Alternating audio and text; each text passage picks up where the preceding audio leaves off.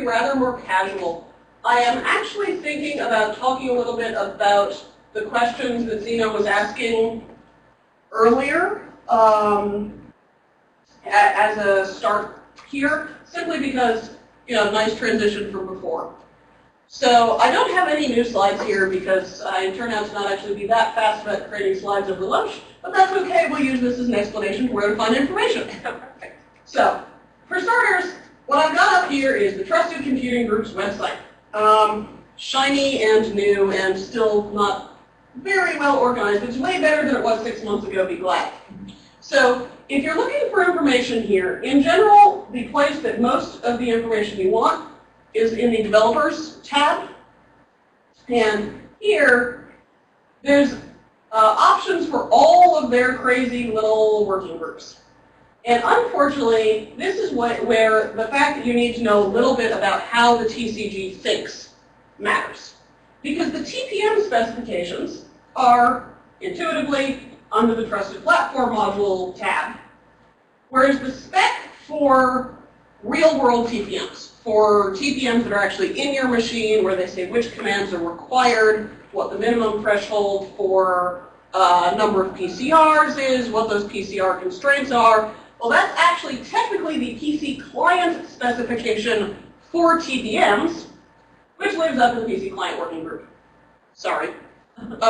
So in general, and you can just browse around these. There's a whole bunch of information here. Not everything that has a tab has very much out yet, but we do have all of the TPM module specifications on the website here, including some things that are not quite specifications. Best practices doesn't actually tell you all that much. But the TPM main specification is where most of the information we're going to look at is. And that actually breaks down into 3 parts. Sorry, the website's being slow. The design principles, the structures, and the commands. So we had a question earlier about NVRAM. So what we can do here is, in general, when I'm looking for information about how do I do something with the TPM, the first place that I start is commands. Design principles has a whole lot of background information. It's what it sounds like. It's the high-level description. What is NVRAM? What's it for? What are PCRs? What are they for? Sometimes that information is critical. It turns out that the fact that you check PCRs on key use for every single operation is actually buried in the design principles, because it's a universal operation. Why should we include that as a step in the commands? But for the most part, commands are where you start if you want to say, what can I do? How can I do it? So the one thing that TCG is actually pretty good at is that they pretty much all have fairly solid tables of contents. And you do need to know enough about a TPM to make sense of where to look. For example, if you don't have any idea that the TPM refers to its flags as capabilities, the fact that the get capability command really doesn't mean much. I don't know why they call those capabilities, but they do. In general, if you run into something that, woo, I'm back. Awesome. Awesome, thank you. If you run into something that you're not familiar with, this is also a good place to get a sense of what's going on, because as you'll see when we get to the commands, most commands do have a couple paragraphs of description at the top of them which tell you what they're for, and most of these sections, like the audit section, actually have a description at the top of the section saying what these commands are, how they relate to each other. So if we want to look up the NVRAM commands, we're going to scroll down to the section on non-volatile storage. So if you show up, you look at the command, you search for NVRAM, and you don't find anything, unfortunately, the TCG uses a lot of different words to refer to the same concepts on a regular basis. So if you don't find something when you search with the first phrase, check the table of contents for anything similar. and then look around for other things you might be able to search for that might be a little more informative. So here, does this actually work? Yes, awesome, cool. As you can see, not all of the informative comments are actually very informative. It handles non-volatile storage. Yes, the title tells you that. So, in general, when it comes to non-volatile storage, we've got one command that establishes space. It's basically memory allocation. And I'll be honest at this point. I have never actually used NVRAM. I've read about it, so I'm not going to tell you too many details about when to use it or how to tell when it's working or not, because I have no idea if there's any traps lurking here. Each TPM command has, and I sort of wish that I could gesture at your screen here, a list of incoming operands and a set of outgoing operands. Some of these are repeated. If you look here, you'll see at the top there's a tag and param size and an ordinal. Every command has that. The tag is basically, this is a TPM command that's incoming. I don't think I've seen very many that have a different command, but I don't look at things like the power on commands very. Power on is not technically a command. It's a thing that happens on just when the power turns on. That one probably has a different tag. Ariel, can you zoom in a little bit? Like, just increase in Adobe? Let's see. Thanks. Okay. This will cut off a little bit on the size, but it'll be easier to read. If anything turns out to be relevant on the size, we'll switch things. So at the top you can see that there's a tag and the parameter size, which is pretty intuitive. The parameter size is the size of the data structure you're setting to the TPM. The ordinal, every TPM command has an ordinal which is just, you can think of it as the command name. At that point, there are then a set of arguments for each command. And then there's this double line in the middle that you can kind of barely see that's a little bit thicker that comes between enc off and off handle. Every TPM command will have that double line. What's beneath that, you can see this is authorization session handles, nonces generated by the TPMs. These are part of the TPM's basically communications protocol with the driver. For the most part, when you're trying to figure out what a command does, those last 5 don't matter. Every TPM command has something that looks pretty much identical there, that is really there for ordering commands, making sure if you have an authorization session running, we know which authorization session you're using.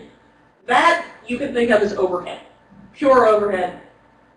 If you are implementing a TPM driver, or something at the level of a driver, you care about those. But if you're not, if you're just trying to figure out, what do I do, what information does the TPM need, and make sense of things, what you really care about is whatever is between the ordinal and that double line. So here, what we're looking at is a set of public parameters of the area, which is, I wonder what that means. We have an NV data public. We'll get to how we answer that question in a moment. And then we have an encrypted authorization data, which if that NV data public is configured in some fashion, we may require authorization. In this case, I suspect there's an authorization required in order to define a set of NVRAM space. Outgoing parameters, again, these are going to be very common. Every TPM command will have a response code that includes the ordinal and the tag and the size of the parameters that are being returned.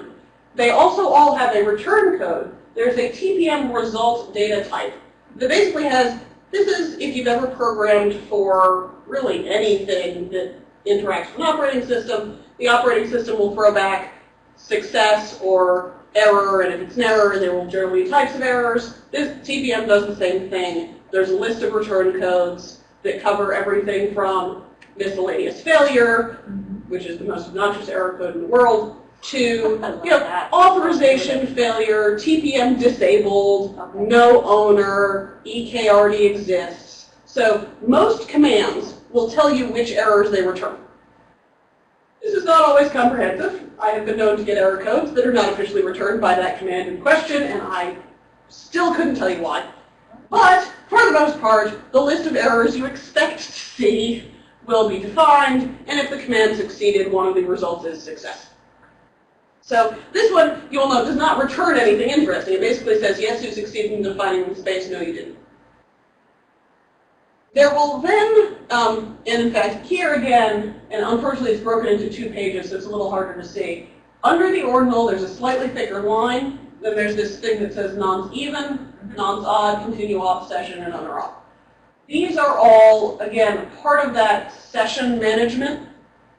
I will note here that here, some of these are interesting if you care about how do you implement this, how do you do authorization. For example, here that this says the continue use flag is fixed to false.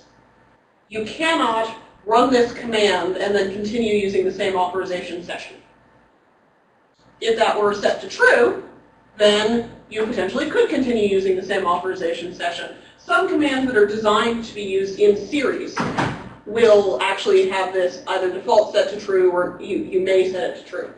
That said, I pretty much always ignore those final 4 blocks because these are pretty much constant for commands. Unless you are trying to implement an authorization session, this is irrelevant to you. This is not going to tell you what data you get back. This is about the interactions with the TPM itself.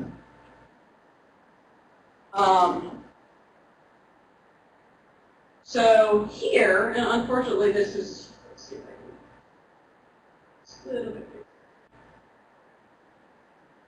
Oh, that's interesting. You can see this better on the computer than on the screen. Here, we have a description of what this does, usually. This doesn't always exist. And then we have a sequence of actions that the TPM takes internally to determine what the result of the command is. And this is often pretty darn cryptic. Here, we are referring to, within that set of information we've passed it, if the index has a particular value and the tag has a command, then we'll do some extra logic. This is where we start getting into, in order to make sense of that, we're probably going to need to jump across to the structures. And just like we were saying before, there's this NV read data structure. If it's a data type, or if we're starting to talk about, if it's got an arrow, that's a pointer, so a subset of the structure has this particular value. Or if we just want to make sense of a whole bunch of capitalized tags like that, that means that we're going to jump over to the structures spec and search for whatever we're looking for. Because this doesn't make much sense if you don't know what the data structure you passed in is and what these are for. But that said, we then start to look for, well, here, if the non-volatile RAM is false, we ignore all of our authorization checks, and then that specifies what that means. And here we're taking some action based on what we're doing. So if this is actually an authorized command, validate the command because it's authorized, and then proceed. This one is really, okay, so this one, this is a terrible example of how to read commands because this is a pain in the neck. This one, first, if you're using an authorized command, then you need to check that the owner authorization is correct. Otherwise, you can run this command if you have physical presence. So this is basically what this says, is this is designed because the manufacturer may put things into NVRAM during the creation of the TPM. Mm-hmm. There is no owner at that point, so they can't provide you with owner auth. So the NVRAM commands all provide the option for someone with physical access to the TPM to, before the owner is set, use physical presence to put things into NVRAM. And there is actually a hard limit on how many times this can be done. This is a flag. I went and read it during the break. So here you can see, if we have physical presence, first check to make sure that we actually do have physical presence. We're not just claiming we do. And by the way, if there's a TPM owner, say, you can't do that, there's an owner that is not allowed. Return TPM owner. Do you happen to know how it checks physical and then we presence? Start. There's a physical presence flag that is set when the TPM boots based on certain criteria. The criteria depend on the platform. In some platforms, physical presence is set basically by the BIOS. There are others where it's set because you were pressing a particular button. It depends on the platform. So it's probably something where like the BIOS could set it and then it'll unset it once it knows BIOS is done, and we're going to let the thing continue to the rest of the operating system. Yes, you are not required to unset physical presence when you proceed to the rest of the operating system. You can unset physical presence with a command. You cannot set physical presence with a direct command, I don't think. But in some cases, the goal is, in fact, if you want to do a bunch of commands that have physical presence, you don't actually want the BIOS to cancel physical presence for you because you're not running your own code in the BIOS. So depends on the BIOS, depends on the platform. That's not an area where we have a lot of data as to what most BIOSes do. It's a flag, you can look it up. This is actually a pretty straightforward thing to test, but we don't have the data yet. Yeah, so I've been writing down basically a list of various experiments which need to be done, and that's something which we can actually check for in our work. Mm-hmm. Yep. So here, you need to make sure you've got a legitimate data size.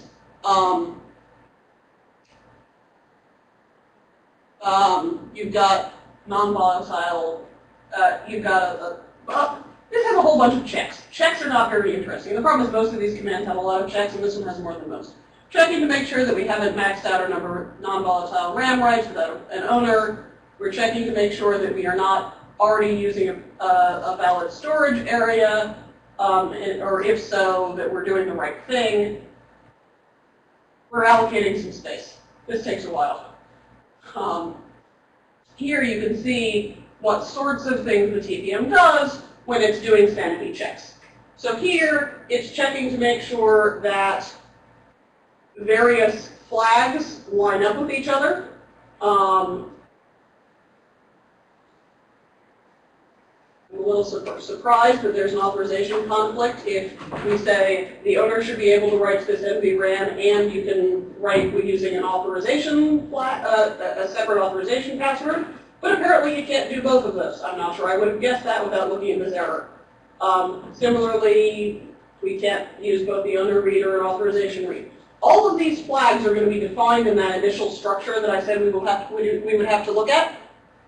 So let me go take a look at that structure, and you can see when we're trying to figure out how the TPM works, we really are going back and forth between structures, between documents all the time.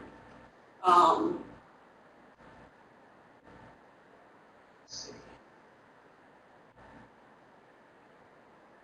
have to remember what the name of that thing that I was looking for was, of course. This is probably part of NV Data Public. Let's go see if we can find NV Data Public.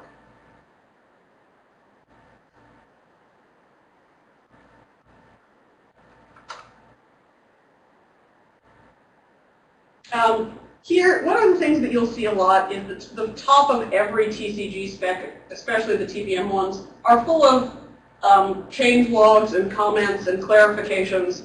In general, if you are trying to figure out why something does or doesn't work, then it's not bad to skim it, but there's very little in there that's really critical, because in general, if it was in that set of informative comments and corrections, they have updated the spec, they just left it in the comment section, so you know they've addressed it. So here, this is a structure, unsurprisingly, that does description and controls for non-volatile RAM area.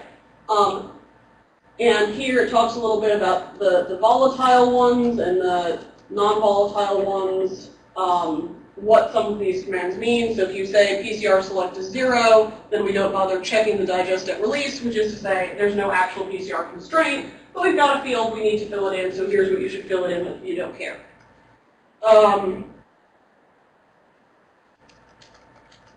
So this is what a structure tends to look like. It's sort of, you've got a structure made of a whole bunch of substructures with names that define the types. And then there's a generally easier to read set of parameter lists that tell you the type, the name of the data type, and a description about it, including in some cases the fact that it's got a defined value that never changes. Let me zoom this one in a little bit more so you can see that better.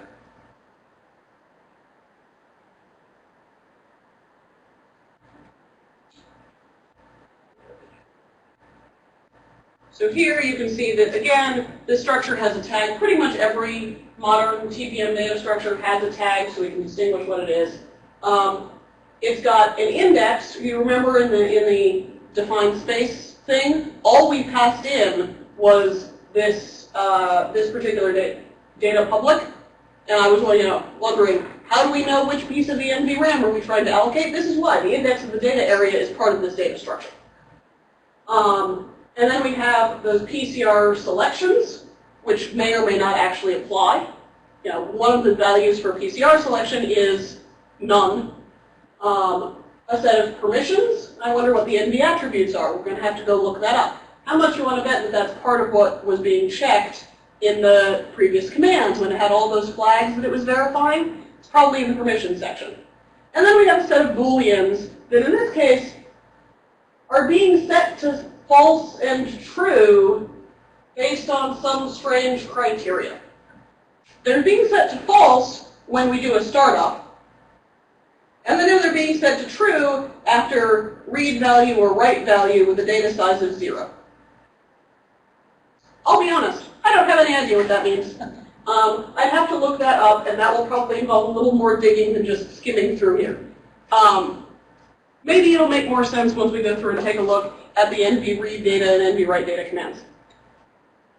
So here we've said both an index and a data size. I should just gesture using the mouse so you can see this better. Index, data size, and a set of permissions. So you can see here, we've got all of the information we need in order to define a space in the NVRAM based on this data structure, hopefully. And now we can go back to this command and say, okay, we've now taken a look at that data public, and here we have an authorization data field that we only need to use if the attributes require subsequent authorization. Okay, that makes sense. If we are saying the attributes for this data structure require an authorization value, this is the point that we set it. So remember how there is that permissions field in the structure? Some of those permissions, which we'll go take a look at in a moment if we feel like it, will say things like, you remember earlier it said auth write, auth read? Well, that's an authorization value. How do we know which authorization value? Answer, if we said we need an authorization value, that's when we use the second argument. So this now makes a lot more sense. And now, if we feel like being detailed, if we really care about the exact fiddly details of what this command does, we can go through and check all of that logic that we're doing to say which permissions are contradictory to which other permissions, what criteria are we doing, what sanity checks do we do. If we're trying to decide is the TPM secure, we do want to do that. If all we're trying to do is say, I want to learn how to code for NVRAM, generally all we look at is the input and the output. We kind of skim through that to see if there's anything particularly relevant, and we look at the data structures. Because the data structures here often tell us almost as much as the command about what we're trying to do. And I was a little surprised. What do you mean NVRAM only takes one real argument? Answer, it's because it's one argument that contains 10. Yeah. Funny how that works. And that's very common here. We see a whole lot of, this takes one data structure. And here we have NV write value. And here we're writing to a defined area, which may or may not be authorized, may have attribute protections. Have some comments here that don't make much sense in isolation. I wonder why, what B global lock means and why it is intentionally set to true before the action checking the owner authorization. I don't know what that means. If we want to make sense of that, if we want to care about what that flag means when it changes, we're going to probably want to be going back to structures and figuring out what that lock flag does. But we're not going to worry about that right now. But you can see here what its purpose is. it's saying the BIOS can lock the NVRAM without knowing the owner authorization. Okay, sure. That probably means that setting a lock to true is something that you do defensively to make sure nobody's messing with NVRAM. We'd like the BIOS to do that. That's a good thing. And here, we can see again this very similar structure where we got that tag and the parameter of the ordinal. And here we are taking just the index. You'll remember last time we had that complicated data structure with an index as one of the fields. Here we don't need that complicated data structure. We just pass in the index. And an offset so that you don't have to write to, if we've got 100 bytes of data, we don't have to always write to 0. We can say we're writing to this area, but we're writing 20 bytes in. And then, of course, we've got some set of data that we're writing in where we have a data size and data. It's unsurprisingly very common here to have a uint32, how big is the data I'm passing to the TPM, and a byte. Byte here, the TPM uses bytes all over the place. This is really an int, an unsigned int, but it's 8 bits of data. That just byte array that contains however much data that we're going to be putting in.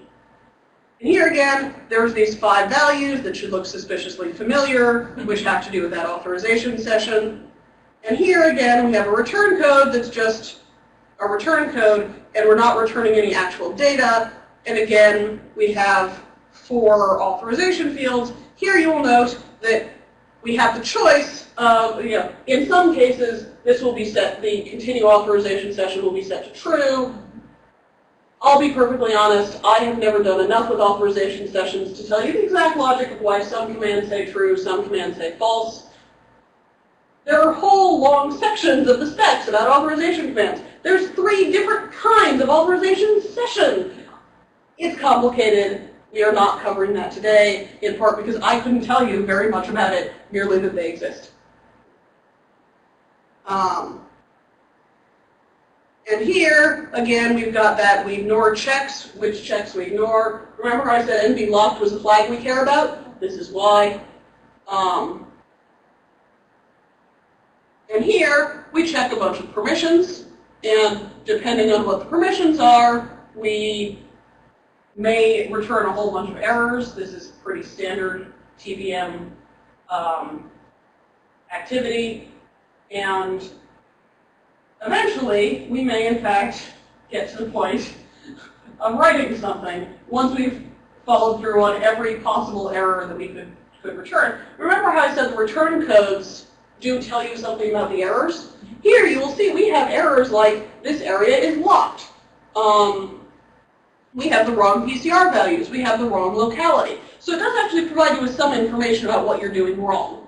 It's just not always very detailed. Here area locked, here bad locality. Bad presence, if you're trying to say, I can write to NVRAM because I have physical presence, and there is no physical presence, you get an error. You don't actually have physical presence, but you're claiming that you do.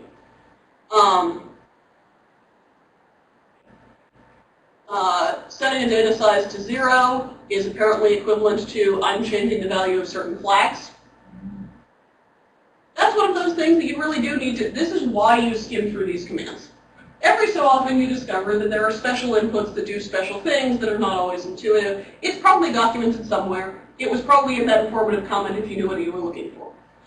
And otherwise, we start saying, well, if there's enough space for the data, if there's not enough space for the data, don't write it. But otherwise, the bulk of this command is a whole bunch of error checking in this one line. Write the new value into the NV storage area. Congratulations. This is generally what reading the TPM spec is like, a bit of a pain in the neck. We have different commands for writing a value and writing a value with authorization.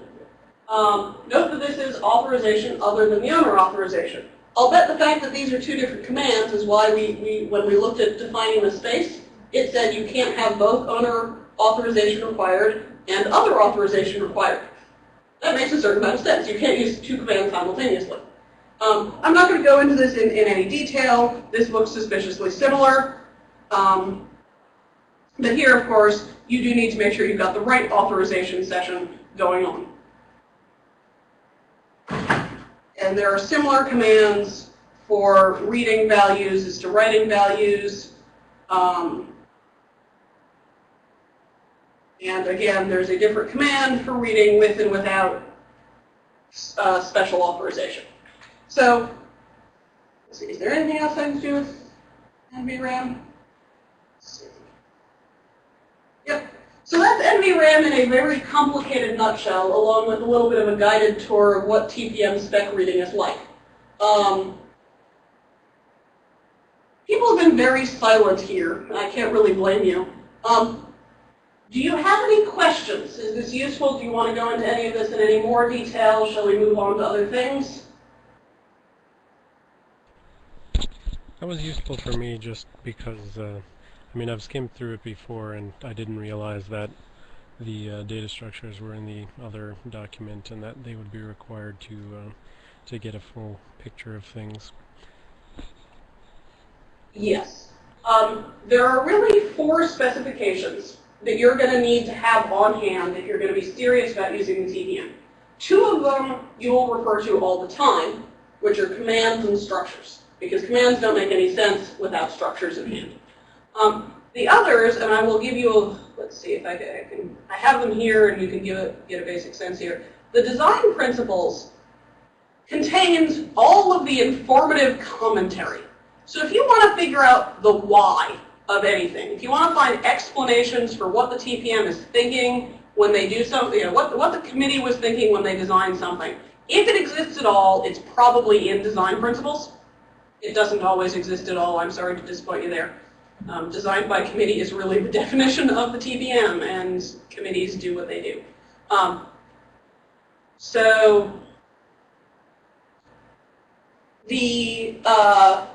The design principles is also where you can find any information about the TPM itself, not what it does, but what it has in it. Things like the components of the TPM. That little diagram I gave you is based on a simplified version of what's in the design principles. Here it talks a little bit, I want to know what are the requirements on non-volatile memory. As a component, that's going to be in design principles, or it's going to be in the next spec I'm talking about. And here it talks a little bit about processes, what matters about endorsement key creation. So the command spec will tell you what does the create endorsement key operation do. The structures spec will tell you about the arguments and the data structures you pass in, but if you want to know what the requirements are on what information is and isn't allowed to leak and when commands are allowed to be run, you will get the most information looking at the design principles spec. And if you're really trying to do something like understand what's going on with, here's where I looked up the dictionary attack information for you, Zeno, is security. This is about security requirements. It's not about a specific command. That tends to go into design considerations. So if you're trying to get a handle on a new area of what a TPM does, this is often a pretty good place to start. If you're thinking about protocols and usage, this is a pretty good place to start. It often doesn't have as much information as you'd like.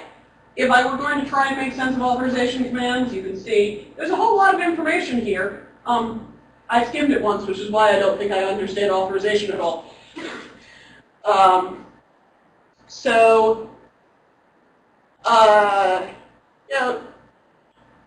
I don't think I'm going to look in here in too much detail for what it has to say about non-volatile storage, but you can see here there are design principles for non-volatile storage, how it's intended to be used during manufacturing, and if you were going through and trying to read those non-volatile RAM commands in isolation, and you're saying, why the heck do I allow writing to NVRAM without any kind of on-or-off? What does all of this global lock stuff mean? Why am I incrementing a counter every time I write when I write with physical presence? Why is usually when you start going back to the design principles to say, what the heck is going on? And here, that section will tell you that the use of NV storage during manufacturing is because we want the manufacturer to be able to write certificates without worrying about creating an owner or having that cleared. This is also where it will talk about things like, you remember when I talked about clear, I said it will clear all of the non-manufacturer sections of NVRAM. The information about what the manufacturer's sections are meant to be will probably be in here somewhere. So that is the design principles spec. So before you go on, The other there was specification, data integrity register that I saw in there. Do you happen to know what that is offhand? Not the slightest clue. We can look it up. Let's go back and click on that. It was towards the beginning.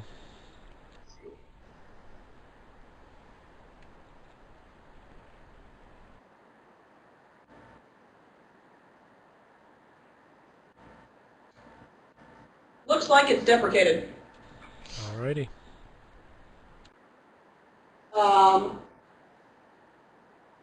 Which is why I was not familiar with it. So, looks to me like, remember how I said that the main purpose of NV storage is I can put a hash or something in NV storage that I can then later on read back to make sure I've got data integrity? I've never read the 1.1 TPM spec, but based on this description, my bet is they gave you specific registers for that purpose, and this time around they said, why are we requiring that they be 160 bits? Why don't we just give you memory that you can use for whatever similar purpose you want? It's more flexible. That has generally been the trend of TPM specifications, is that we go from very specific constraints to more flexible security at the cost of more complexity. The 2.0 specification does not have 3 parts, it has 4 parts. The 4th part is code. They had too many problems with different people interpreting TPM commands differently, so the actual specification, the normative portion of the specification, is in C. And all of the functions that do anything are in the 4th part of the specification. If you thought reading this was bad, wait till you see that. So if I want to go beyond what does this command do to what is likely to exist in my TPM, what commands is my TPM going to have, what are the minimum values that my TPM will implement, this is where we get to the PC client TPM specification, because this tells you the minimums that the manufacturers must meet. Some amount of what the manufacturers may not do. There is some of that in the design principles also. For example, one of the things that is required for meeting the TPM specification is that there are some things you may add extras of, like PCR values. There are some things you may not add extras of, like commands that access TPM secret data. We're very glad that they banned that from the TPM. This may actually be a worthwhile time to mention that over lunch, while Lisa asked some questions, we did go and look at the conformance section of the TCG's website, at which point we discovered that the TCG has a conformance test suite for TPMs, but does not execute it itself. It basically hands it off to manufacturers, and the manufacturer can say, yes, we certify that we have run the conformance spec and we meet it. Exactly one TPM manufacturer has done this. It is Infineon. That was depressing. So, the PC client spec is where I pulled things like that locality table from, where I pulled that list of how many PCRs there are. You can see here, this tends to be things like size, number of PCRs. Ordinal table is which commands the TPM is obliged to support. So the PC client spec is one of those things that you look at less when you are implementing and more when you are trying to figure out whether something is likely to exist, or when you are trying to make sense of a strange error or something not existing that you think would. You go back and you say, is this actually required? Is this a bug or not? So here you can see we have a list of mandatory and optional commands. Some of these that say deleted in TPM 1.2. The 1.2 spec includes a whole bunch of 1.1 commands that are listed as deprecated. The PC client spec has apparently said, we are removing these because it is not only deprecated, you really shouldn't use it. We're not even going to allow you to include it. So here you can see that most of it, all of the certified migratable key things are required. Maintenance archives are not, but we do have things that are suites. So if you implement one, you must implement all. That makes a certain amount of sense. If you allow a revocable endorsement key to be created, you must also allow it to actually be revoked. That makes sense. So for the most part, this is useful if you're just trying to figure out whether or not something will be in your TPM or not. And yeah, some of these are a little depressing. You cannot actually tell the TPM to sign its flags, so you can test to that. That was a deprecated command. There you go. So that is the fourth spec that you are likely to want in special cases. You can largely get away for day-to-day use, or if you're programming, with just the main specs. So that is our little spec tour. So in terms of where I got these, I got those off the TCG's website. The PC client spec, again, developers PC client. If you want to experiment with new and different sections of the TCG's specifications, if you want to find out what does a mobile trusted module actually do, the mobile trusted module spec is also here over in the mobile section. Zeno, can you delete random sentences that I say in the video? Yep. Okay. So MITRE is actually a member of the TCG.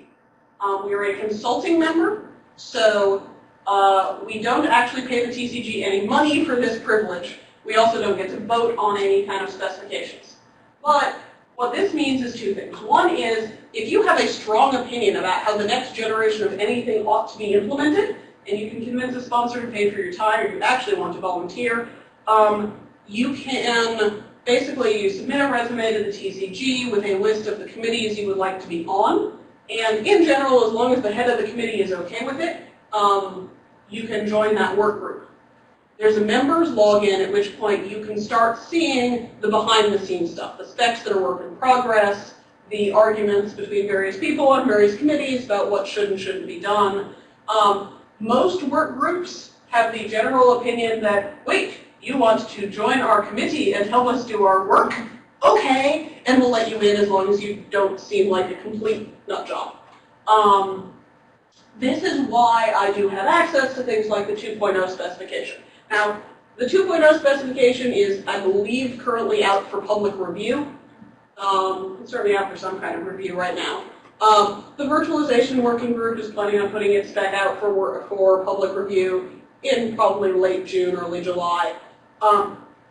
So if you want to see specs in progress, you can either wait for the public review period and send them feedback, but it's not like they have any kind of please sign up to notify me when this happens resource. That would be too easy.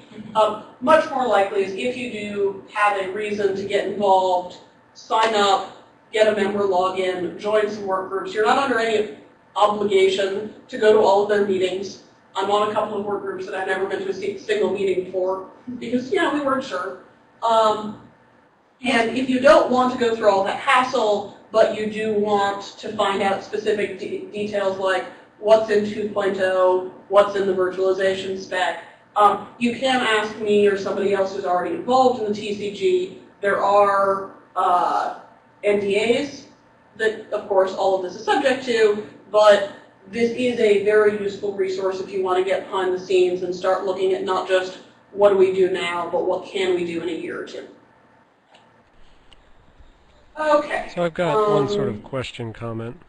This is pertaining to the whole, if you've got opinions thing.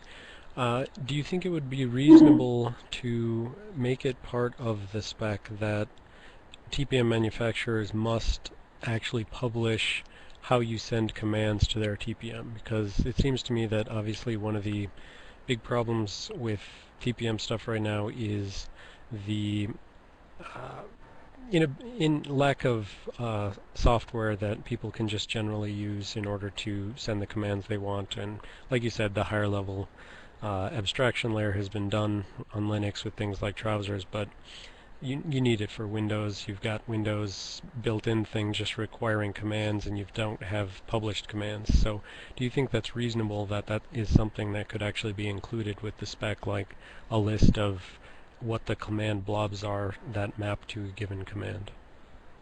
Like, could that be So required the of problem is, manufacturers? I doubt it, for a couple of reasons. One of which is that the TPM manufacturers generally want to turn around and say this is the platform manufacturer's responsibility for anything beyond actually creating the chip. These folks are generally specialized hardware manufacturers. These are cheap chips. They're going to push back hard on anything that is a requirement that they don't feel ought to be part of their responsibility. Their response is probably going to be something like, this is Microsoft's job. Because to be perfectly honest, Microsoft provides a mechanism to send commands to the TPM.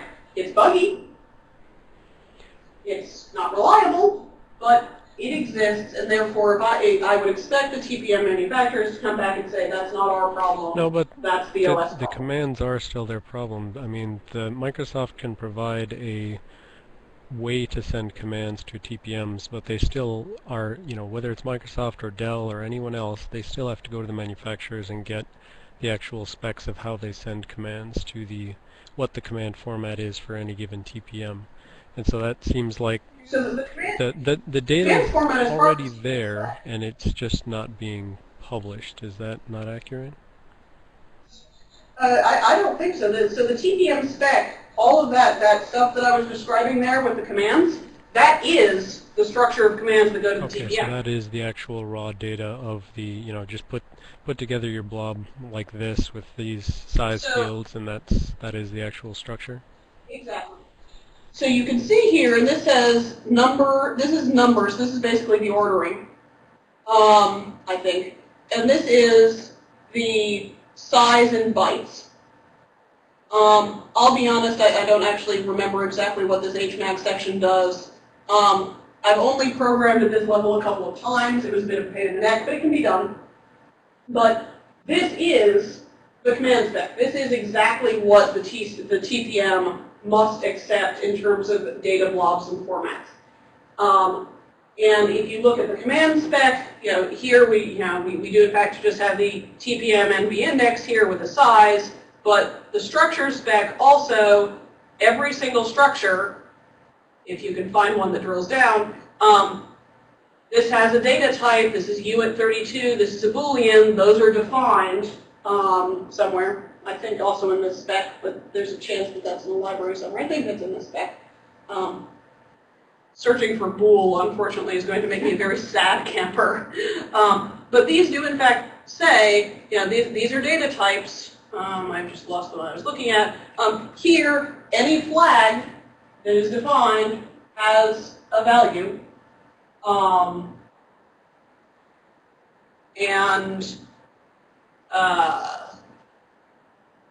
For the data storages, we do have, this is a 32-bit value. Here's what these mean. So the structure spec and the command spec put together should tell you everything you need to know. Should. Not always comprehensively, but it's there for what the TPM will accept in terms of command format and command structure. Okay, then I probably just was misinterpreting something Corey was telling me. I'll get clarification on that and get back to you if I'm wrong. Yeah, sounds good. The impression that I'm getting, that I've gotten from when I last talked to Corey, is that the problem is not the TPM spec doesn't contain the relevant data. It's that the Microsoft supposedly pass-through software that says we will take a TPM data blob and send it to the TPM and come back with a TPM response blob, modifies the blobs. Yeah, I'd got that from you In some too. unspecified fashion. There's definitely an outstanding bug. Are there any other questions about using the spec, or would anyone else like a guided tour of how something else works? I'm not sure how much we want to go through things like delegation here, although I can give you, the 10,000-foot summary here of what delegation.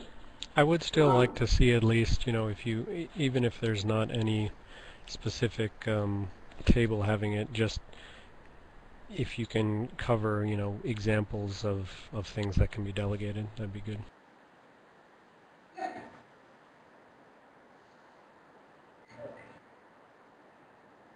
Sorry, I'm having more trouble than I should operating something as simple as Adobe. There you go.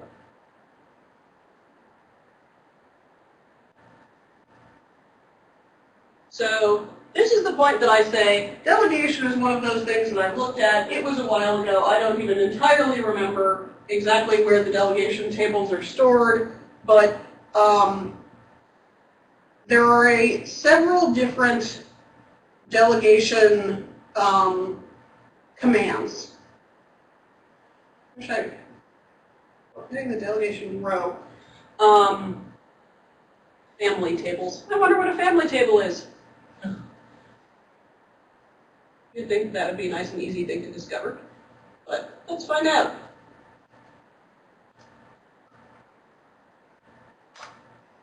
TPM family flags. Okay. Operational state of the delegation family table. These are in addition to the TPM permanent flags. Okay, there's a label. We don't care about labels. An entry row in the table. That does not in itself look very interesting. Okay, so family tables appear to be pretty non-helpful as a structure. And this is the problem, is that for some structures, the structure, or for some commands, the structure is where all the meat is. For other commands, the structures are completely non-helpful, and the command is where all the meat is. And unfortunately, that is not actually predictable. But here you can start to see that this is a delegate role that is public with no sensitive information in it. We've got some kind of label. We've got a set of PCR information. We've got a TPM delegation's permissions, a family ID, and a family verification. And So can we see that TPM here delegation structure? I think that probably is going to have what I'm looking for. I suspect so. I just wanted to see if there was anything particularly interesting in the summaries. Delegate sensitive, delegating an owner blob, a key blob.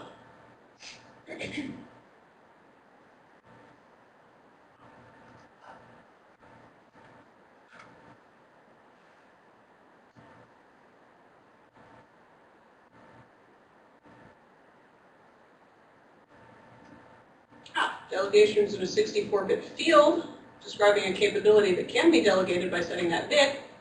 That's interesting. Okay.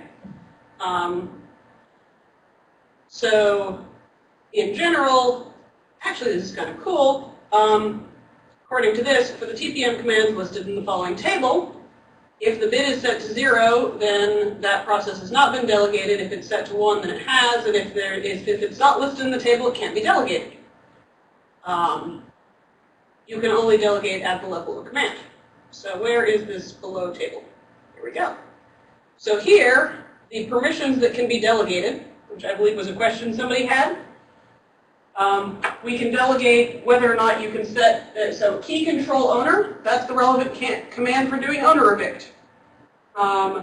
Whether or not you can audit, migratable keys, writing to NVRAM, using direct anonymous attestation.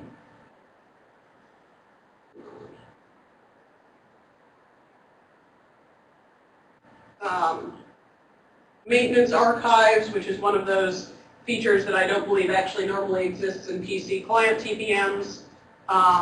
Making identities, activating identities. So there's a whole bunch of stuff in here that people may want to be able to delegate. Capabilities. I love that. This section is going to remove any ambiguity about the order of bits. Lovely. And this is handily justification for why you cannot delegate them. I happen to very much enjoy TPM take ownership. If you can't have an owner, how can the current owner delegate the command? Yes, thank you. Here, this is very similar. Key permissions that can be delegated.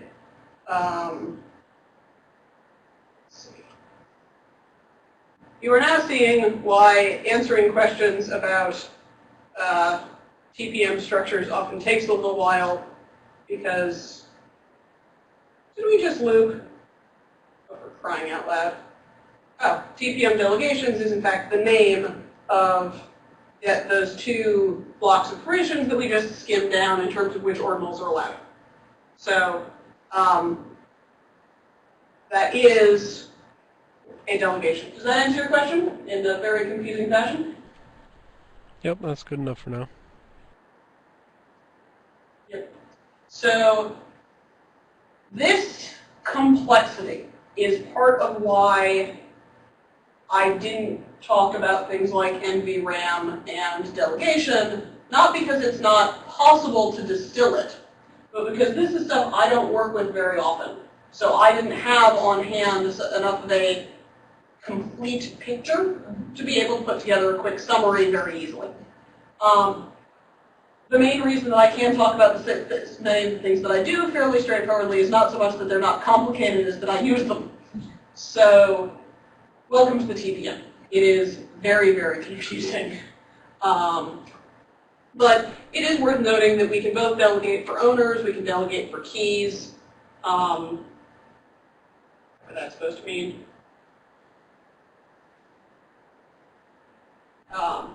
Privilege to use a key rather than, okay, privilege to use a key. That's pretty cool. So apparently, if I've got a key that has permissions on it, I can delegate some operations with that key using the delegation commands. That's kind of neat. That implies that I can say, if I've got an identity key and I want to constrain its use, I can say, you are welcome to use this identity key for giving out a quote, but I'm only going to allow you to use it for giving out a quote. I'm not going to allow you to certify other keys because maybe I want to reserve that permission for myself. So that's a bit of flexibility I hadn't realized the TPM had. That's kind of neat. I doubt it comes up very often, but it's kind of neat. Any other questions in our little tour? The other thing that I will just highlight here very briefly is this is TPM key control owner is the command that allows the owner of each bit flag to be set. Did I cover this already? I've gone through so many things today I can't remember what I said and what I haven't. I didn't have slides. So owner of bit is a bit that says the key remains in the TPM's key storage until it is explicitly removed. And in order to be explicitly removed, you have to unset the owner of bit flag. Key control owner is the command that sets and unsets that bit. That's all this command does. And the things to note about it are, first, that you must both explicitly set the flag and explicitly unset the flag. The key that you want to make owner evict has to be in the TPM at the time. That's pretty reasonable. Also, one of the things we haven't really talked about is that the TPM does track parents in one way. We've said that TPM keys can be PCR constrained. What happens if I have a storage key that is PCR constrained to constraints X, and I use it to load some other key Y? Well, now, later on, my PCRs may change. Y is a loaded key, but in order for Y to be loaded, X had to be true. So this is set in the TPM with something called basically parent PCR status. If a parent key, any parent key as far back as you like in the hierarchy, even if you're 10 keys down, if any key has that parent PCR flag set, all keys that it is the parent of will also have that set. Because there are certain scenarios where we want to say things like, we have unlocked this key because we entered a good state. Now everything after that requires that good state as a prerequisite. Or we wish to do things in a specific order. It would be a very bad thing if we had a constraint like that and then we set one of those late keys to owner evict. Because after all, now we can reboot the machine and those prerequisites no longer hold. So the owner evict bit can only be set for keys where that parent PCR status flag is false, i.e. there are no PCR constraints on any previous key in the hierarchy. The owner evict key can have a PCR constraint on it, but that's the PCR constraint on that key being used, not on that key being loaded. So that's the only potentially surprising piece about owner evict. If you actually want to get rid of a key that has been owner evicted, there is a specific command for removing things from the TPM key storage. It's called flush specific. Normally we don't care, keys leave when they leave, but if for some reason you've set a key to owner evict, and later on you want to set it to non-owner evict, you usually actually want to get rid of it, so it tells you how to do that. So that's really about it for owner evict. It's actually a pretty straightforward command to run. You do have to obviously have the owner authorization or a delegation authorization in order to execute the command, but that's really about it. So that's owner evict in a nutshell. We've now been talking for about an hour after our lunch break. Do we want to take a 5-minute